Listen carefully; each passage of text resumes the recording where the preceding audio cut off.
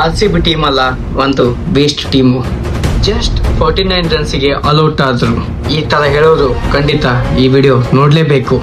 2008 ರಾಹುಲ್ ದ್ರಾವಿಡ್, ಕುಂದೆ, ಜಹೀರ್ ಖಾನ್ ಈ ತರ star players ಇಂದ ಟೀಮ್ ನ ಕ್ರಿಯೇಟ್ ಮಾಡ್ತಾರೆ.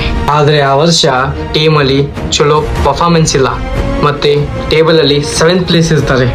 ಆದ್ರೆ 2009 ಅಲ್ಲಿ ಕ್ವಾಲಿಫೈ ಆಗ್ತಾರೆ, ಆದ್ರೆ ಕಪ್ ಗೆಲ್ಲಕ್ಕಾಗಲ್ಲ. ಮತ್ತೆ 2011 ಅಲ್ಲಿ ಫೈನಲ್ಸ್ ಅಲ್ಲಿ ಹೋಗ್ಬಿಡ್ತಾರೆ, ಆದ್ರೆ CSK ಜೊತೆ ಸೋತ್ ಬಿಡ್ತಾರೆ. The legends era, Chris Gayle universal boss.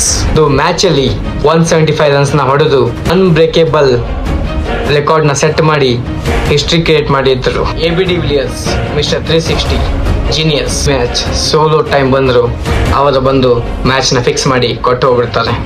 Virat Kohli IPL ಹಿಸ್ಟ್ರಿಯಲ್ಲಿ ಒಂದೇ ಸೀಸನ್ ಅಲ್ಲಿ 973 ರನ್ಸ್ ಅನ್ನ ಹೊಡೆದಿದ್ದಾರೆ. ಮತ್ತೆ IPL ಹಿಸ್ಟ್ರಿಯಲ್ಲಿ 9000 ರನ್ಸ್ ಅನ್ನ ಒಬ್ಬರೇ ಹೊಡೆದಿತ್ತು, ಅದೇ ವಿರಾಟ್ ಕೊಹ್ಲಿ. ಆದ್ರೆ ಈ 3 ಲೆಜೆಂಡ್ಸ್ ಇದ್ರು ಫೈನಲ್ಸ್ಗೆ ಹೋಗ್ತಾರೆ, ಸೋತೋಗ್ಬಿಡ್ತಾರೆ. 18 ವರ್ಷ ಆದ್ರೂ ಕಪ್ಪೆ ಗೆಲ್ಲಕ್ಕಾಗಲ್ಲ. ಒಬ್ಬ ಬರ್ತಾನೆ, Rajat Patidar. 2 team MI CSK continues ಆಗಿ ಸೋಲಿಸಿ ಫೈನಲ್ಸ್ ಅಲ್ಲಿ ಹೋಗಿ ಗೆದ್ದು ಬಿಡುತ್ತಾರೆ. ಮತ್ತೆ ಅದು ನೆಕ್ಸ್ಟ್ ವರ್ಷನೂ ಕಪ್ಪನ್ನ ಗೆದ್ದು ಬಿಡುತ್ತಾರೆ. ಕಂಟಿನ್ಯೂಸ್ 2 ಟೈಮ್ ಕಪ್ಪನ್ನ ಗೆಲ್ತಾರೆ. RCB ಫ್ಯಾನ್ಸ್ ಅವ್ರನ್ನ ಕೈ ಬಿಡಲಾರದೆ ಅವ್ರ ಜೊತೆ ಬೆಂಬಲವಾಗಿ ಕೊಟ್ಟು ಅವರ ಬೆನ್ನೆಲುಬಾಗಿ ನಿಲ್ತಾರೆ. ಇವತ್ತು RCB ಒಂದು ಅನ್ಬ್ರೇಕಬಲ್ ಟೀಮ್ ಆಗಿದೆ.